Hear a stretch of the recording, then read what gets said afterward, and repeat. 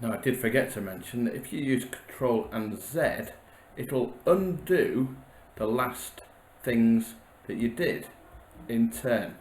You can go as far back as to when you last saved the document, I believe.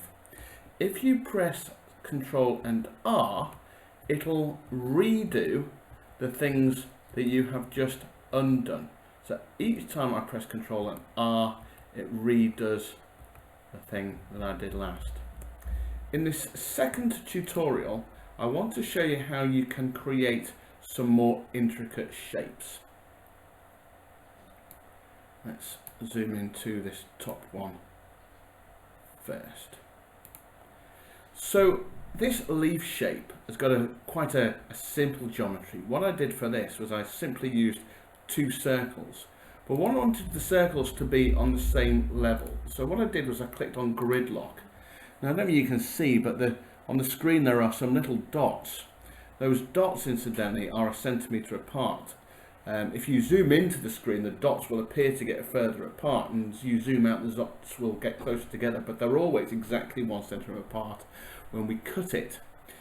When I draw a circle, if I click on there first, it's exactly on that spot. So there's a circle. Now if I select that circle and copy it, like so, and you'll see that that will still fit exactly on top of that circle because grid lock is on. That means that when I slide over to the side here, it stays exactly in line in terms of at the top and the bottom. And I then used the delete button here, the delete part of intersections, to take off that side and that side, and that then gave me this leaf shape. If I draw a box around there and click group, then that is now one single shape that can be made taller, wider, can be spun and flipped, and so on and so forth. So that was that leaf. Now this second leaf is probably a little bit easier actually. Let's click off grid lock. For this one I used path, and I simply drew by clicking and double clicking some lines, but I was careful to make sure that the lines crossed at the top and the bottom, so that when I went to cut it off, I knew that this was a fully enclosed shape. I know that when I zoom into here, that there is not going to be any small gaps.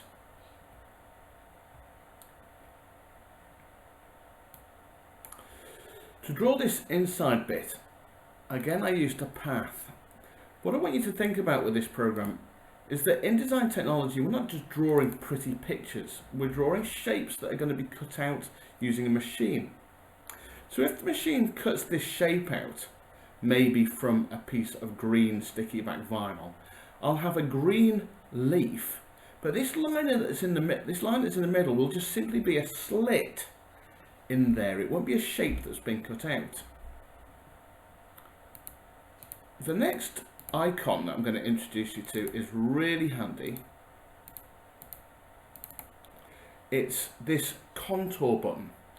I'm going to click on contour. What the contour does, if the contour spacing is set at 1 millimeter, the contour button will draw a line that is 1 millimeter around this line, like so. Zoom in, and what I can do now is I can delete the central line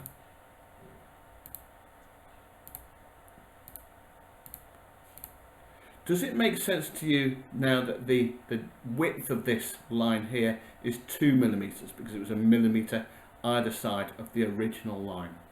So that contour line, that contour icon tool is really useful.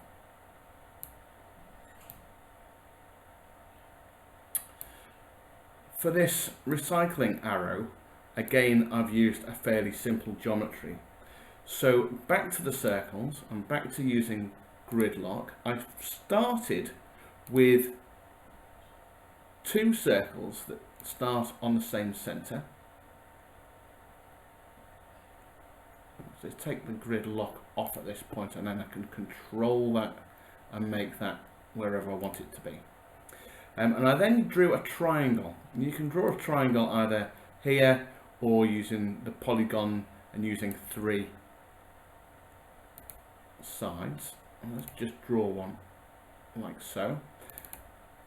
And I drew this line here as just a line. And again, I'm taking care to fully cross it there. Then I'm using the delete button to take off the bits that I don't want. And I am going to again group all of that together so that I can make it thinner or spin it around or flip it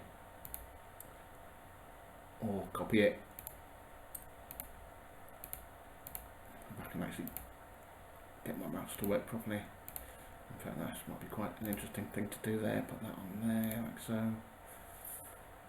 And take the insides out, and I've got a new shape. Oh, Control and Z to undo. It's quite nice to be able to design using the computer itself. If I'm designing using the computer, it does tend to force me, well, I'm having a right old time here, to, why is that not working? Because that should be crossed. What I might do in this circumstance, I wouldn't usually have this problem, is I might just draw a line there and a line there, and then if I come to cut that off, that should definitely cut off now. And this is where the whole of my video falls apart, because it's not doing something the way that I was expecting it to.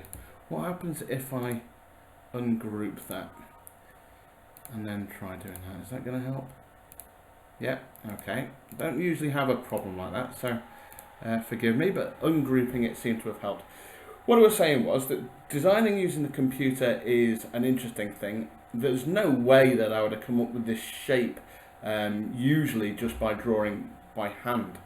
But it can be at the same time quite difficult to draw something just out of your mind. So it is always a good idea to try and draw something on paper first and then copy it. Both approaches will create different effects. Right, lastly, this heart. Now the thing that I wanted to do with this heart is to make sure that it was going to be symmetrical. So what I did was I started with a circle, and then I've got this curve. I don't think I've done the curve particularly well down there, but I've got this curve that comes down from the side. So here I've just used the path, and I'm going to zoom in, and I'm just going to start on the inside of the circle, and I'm going to follow, click, click, click, so that I know then that I'm just coming out of the circle. Now if I zoom, let's back zoom to the last one. No, let's zoom, well, we might have to zoom to the media first and then use the mouse wheel to zoom in. I've done that. Now it's taking it off. This isn't going so well, is it? Right, so in to there, into there, and what I'm planning to do is to come down here. There is a zoom out button there, look, that's what I was looking for. We've only just recently updated to a slightly new version of this, and it's ever so slightly different. Right, so I'm going to draw a line that comes down here. I don't know if you can tell what I'm doing here. Then I'm going to delete off the bits that I don't want and leave that line in. And if I can zoom in here, you can see what's happened there. So I can take that bit off there, take that off there, and take that off there.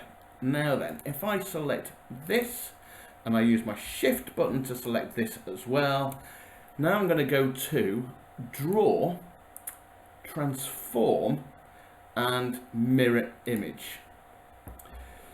If I have this on replace, it'll draw the line, but it'll lose this one here. So I click on repeat so that it keeps the original line, and I click on OK. Now at the top here it says locate one point of the axis of reflection.